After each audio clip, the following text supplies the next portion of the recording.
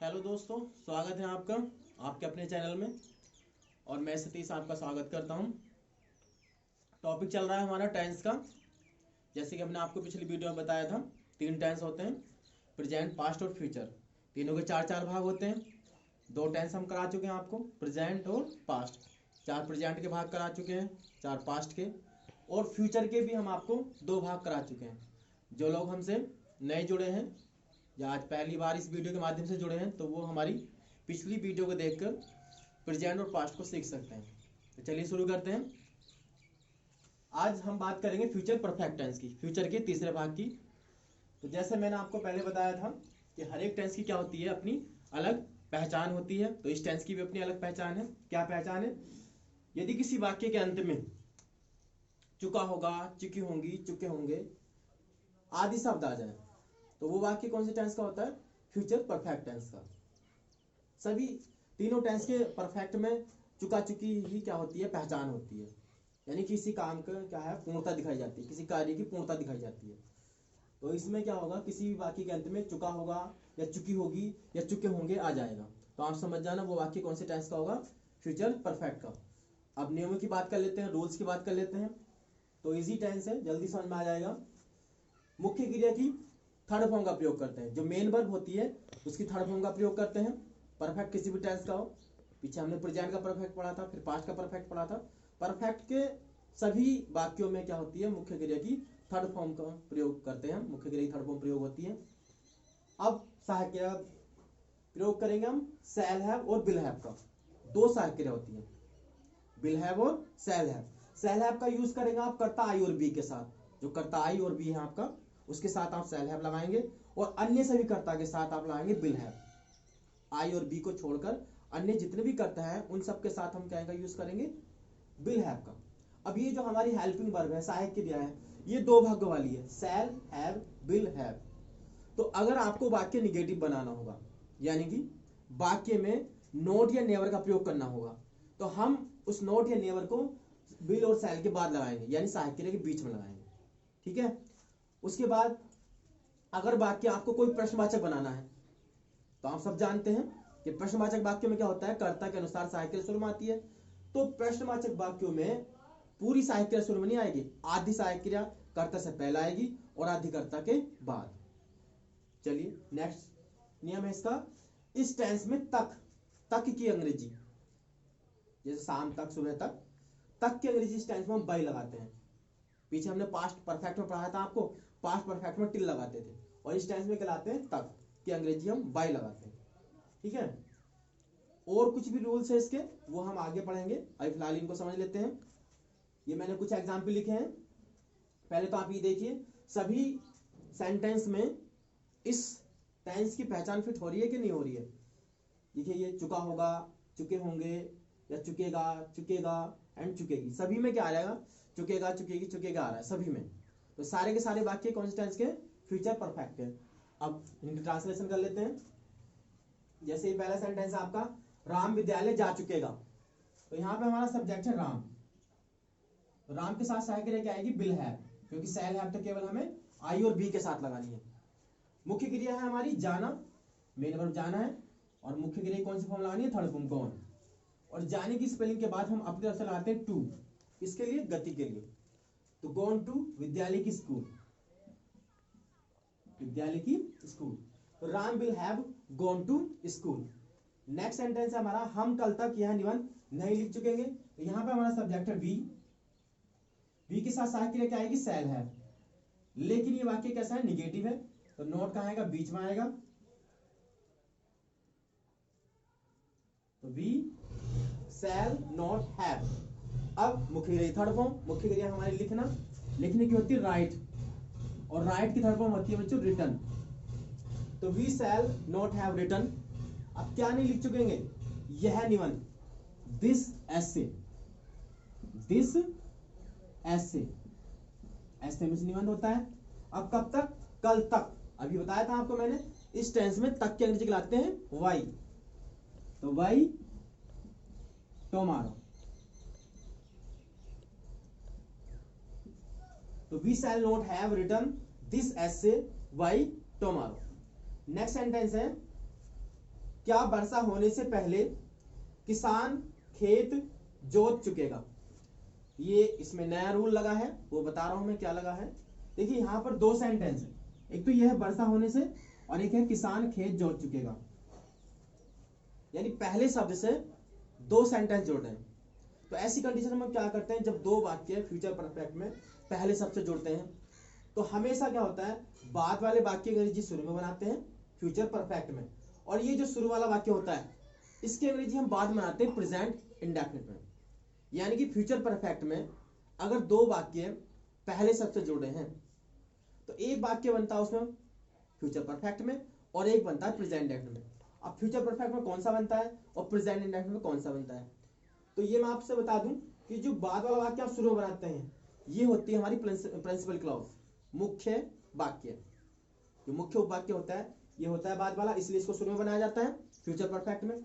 और ये जो पहला वाक्य हम बाद में बनाते हैं ये प्रिंसिपल क्लॉज नहीं होती है, इसलिए इसको बनाते हैं हम प्रेजेंट इंडेफिनिट में। ठीक है, तो किसान खेत जो जोत चुकेगा ये शुरू में बनाएंगे आप फ्यूचर परफेक्ट में। लेकिन ये वाक्य कैसे शुरू हो गया, क्या से, प्रश्नवाचक है, तो आदि सहायक क्रिया किसान के हिसाब से शुरू में आ जाएगी विल, फिर द फार्मर, अब आदि सहायक लगा देंगे आप have, will the farmer have. अब मुख्य क्रिया क्या है, जोतना, जोतने की क्लॉज होती है लेकिन हमें थर्ड फॉर्म लगानी है क्लोज। क्या जोत चुकेगा, खेत, फील्ड, क्लोज्ड फील्ड। अब वर्षा होने से पहले, ये वर्षा होने वाला वाक्य बनाएंगे बाद में प्रेजेंट इंडेफिनिट में, लेकिन उससे पहले पहले की अंग्रेजी आएगी बिफोर। अब वर्षा होने से इसको बनाएंगे प्रेजेंट इंडेफिनिट में, और मैंने आपको पहली वीडियो में बताया था कि जिन वाक्यों में वर्षा, सर्दी, ऋतु, गर्मी, सर्दी ये सब आता है उनमें अपनी तरफ से हम कर्ता कहलाते हैं इट। तो इस वाक्य में हम अपनी तरफ से कर्ता कहलाएंगे इट, और इट होता है एक वचन। क्या होता है, एक वचन। और जब इट एक वचन होता है तो हम क्या करेंगे, प्रेजेंट का रूल फॉलो करेंगे। तो मुख्य क्रिया में क्या लगेगा, एस, तो रेन में क्या जोड़ देंगे आप, एस, रेन्स। तो आपको क्वेश्चन मार्क, प्रेजेंट का नियम लगेगा, जब प्रेजेंट में बना रहे हैं कर्ता एक वचन है तो मुख्य क्रिया में एस जोड़ेगा। ठीक है, पाठ पढ़ने से पहले सीता भोजन क्यों पका चुकेगी, ये भी पहले सबसे दो वाक्य जोड़ रहे हैं। सीता भोजन क्यों पका चुकेगी, पहले बनाएंगे सीता भोजन क्यों पका चुकेगी शुरू में फ्यूचर परफेक्ट में। अब इसमें वाक्य के बीच में प्रश्नवाचक शब्द आ रहा है क्यों, तो क्यों के लिए शुरू में आ जाएगी भाई, और साथ में सीता के हिसाब से आदि सहायक लाएंगे विल। अब करता आ गया आपका सीता, फिर आदि सहायक लगा देंगे हैव। मुख्य क्रिया पकाना, भोजन के साथ पकाने की बनाने की होती कुक, और क्या लगानी है थर्ड फॉर्म क्योंकि परफेक्ट बना रहे हैं फ्यूचर का परफेक्ट। भाई विल सीता हैव कुक्ड, भोजन की फूड। अब कब पका चुकेगी, पाठ पढ़ने से पहले। देखिए कभी कभी क्या होता है, दोनों वाक्य करता एक ही होता है। पाठ किसने पढ़ा, सीता ने, भोजन किसने बनाया, सीता ने। तो ऐसी कंडीशन में क्या करते हैं, दोनों ही वाक्यों में क्या है, एक ही कर्ता का यूज करते हैं। लेकिन दूसरी बार जब हम ये वाक्य बनाएंगे तो दोबारा से सीता नहीं लगाएंगे, सीता का प्रोनाउन लगाएंगे। ठीक है, नाउन को रिपीट नहीं करते हैं। तो सीता का प्रोनाउन आ जाएगा सी, तो बिफोर सी। अभी प्रेजेंट में बनाना हमें पाठ पढ़ने से, तो सी तो एक वचन है, पढ़ने क्या होती है रीड, इसमें क्या जोड़ देंगे हम एस, रीड्स, रीड्स लेसन, यही लेसन, क्वेश्चन मार्क। तो भाई will Sita have cooked food before she reads a lesson. फिर समझ लीजिए, अगर दो वाक्य फ्यूचर परफेक्ट में पहले शब्द से जुड़ते हैं तो जो बाद वाला वाक्य होता है वो तो बनता है शुरू में फ्यूचर परफेक्ट में, और जो शुरू वाला वाक्य होता है वो बनता है बाद में प्रेजेंट इंडेफिनिट में। ठीक है ना, क्यों बनता है, क्योंकि ये जो बाद वाला वाक्य जो हम शुरू में बनाते हैं ये होता है प्रिंसिपल क्लॉज में, और प्रिंसिपल क्लॉज क्या में बनती है, परफेक्ट में। तो यहाँ क्या में बन जाएगा फ्यूचर परफेक्ट में, क्योंकि फ्यूचर का परफेक्ट चल रहा है। ठीक है ना, और एग्जाम्पल कर लेते हैं, और एक दो रूल और भी है इसका, ध्यान से सुन लेंगे सब, और वीडियो को शुरू से लेकर लास्ट तक देखें भाई सही से समझने के लिए। और जो लोग हमारे साथ नए जुड़े हैं, फिर से बता रहे हैं हम, वो लोग पिछली वीडियो को देखें और प्रेजेंट के चारों भाग और पास्ट के चारों भाग को सही से स्टडी कर लें। उसके बाद भी अगर किसी को कोई प्रॉब्लम है, कोई सेंटेंस नहीं बन पा रहा है या कोई रूल समझ में नहीं आ रहा है, तो आप हमें कमेंट बॉक्स में जाएं और अपना कमेंट लिखें। नेक्स्ट वीडियो में हम कोशिश करेंगे कि उस आपकी प्रॉब्लम को जरूर सॉल्व कर दें। और अगर आपको ये वीडियो भाई पसंद आए तो वीडियो को लाइक कीजिए और हमारे इस चैनल को सब्सक्राइब कीजिए। टेंस का टॉपिक चल रहा है ये, और मैंने पीछे जो है टेंस के पार्ट में भाग बना दिए हैं, मतलब पार्ट लिखा है हर वीडियो पे, part first, part second, part third, इस तरीके से मैंने वीडियो बनाया है। तो इस पार्ट के बाद फ्यूचर का लास्ट भाग करेंगे हम, फ्यूचर परफेक्ट कंटिन्यूअस। इस तरीके से सारे टेंस कंप्लीट करा दूंगा। उसके बाद कुछ नेक्स्ट टॉपिक चलेगा तो वो भी कराएंगे। कुछ और एग्जाम्पल कर लेते हैं। जब हम विद्यालय पहुंचेंगे,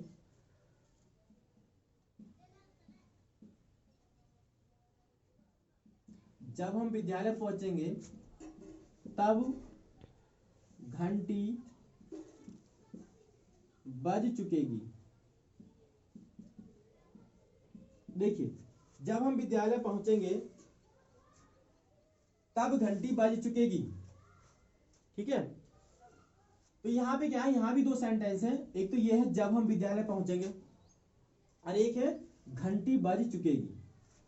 तो देखिए, ये जब और तब से जुड़ने वाले दो सेंटेंस हैं। इनकी ट्रांसलेशन कैसे करते हैं, बहुत ही इजी है। ये जो जब के पास वाला वाक्य है ये बनाएंगे आप प्रेजेंट इंडेफिनिट में, और जो तब, यहाँ पे तब की जगह तो भी हो सकता था या तब तक भी हो सकता था, तो तब या तो या तब तक के पास वाले वाक्य को बनाते हैं आप फ्यूचर परफेक्ट में, ठीक है। तो बनाते हैं व्हेन वी, पहुंचने की रीच, प्रेजेंट हट का बना रहे हैं तो प्रेजेंट हट के नियमों को फॉलो करेंगे। हमारा सब्जेक्ट क्या, बहुवचन है, इसलिए मुख्य क्रिया में एसएस नहीं जोड़ेंगे, प्रेजेंट हट का नियम लगाएंगे। व्हेन वी रीच स्कूल, तब के लिए क्या लाएंगे, कोमा। जब के साथ तब की या तो की या तब तक की अंग्रेजी नहीं आती, केवल क्या आता है, कोमा। घंटी बज चुकेगी, द बेल, और फ्यूचर परफेक्ट की साइकिल आएंगे, विल हैव। बजने की रिंग होती है लेकिन हमें थर्ड फॉर्म लगानी है, रंग। द बेल विल हैव रंग। और बना लेते हैं सेंटेंस। गुरुजी के आने से पहले, गुरुजी के आने से पहले लड़के शोर मचा चुकेंगे, लड़के शोर मचा चुकेंगे। तो देखिए, यहां भी दो सेंटेंस है। एक तो गुरुजी के आने से पहले और एक लड़के शोर मचा चुकेंगे। तो पहले तो हमें वही बनाना है, लड़के शोर मचा चुकेंगे। दूसरा वाक्य जो शुरू में बनाते हैं फ्यूचर परफेक्ट में, तो द बॉयज, वॉइस के साथ से हेल्पिंग माना जाएगी will have. The voice will have. अब शोर मचाने की होती है मेक इन वॉइस, लेकिन हमें थर्ड फॉर्म लगानी है मेड इन वॉइस। मेक की थर्ड फॉर्म मेड होती है। The voice will have made in voice. अब पहले क्या आ जाएगी, बिफोर।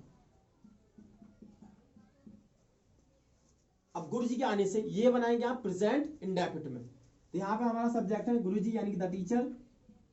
अब टीचर तो एक वचन है तो प्रेजेंट का नियम फॉलो करेंगे। मुख्य क्रिया में क्या जुड़ जाएगा, एस एस। द टीचर कम में क्या जुड़ जाएगा, S comes, before the teacher comes. तो ये आपका फ्यूचर परफेक्ट था भाई। उम्मीद करता हूं कि आपको टेंस पसंद आया होगा और समझ में आ गया होगा।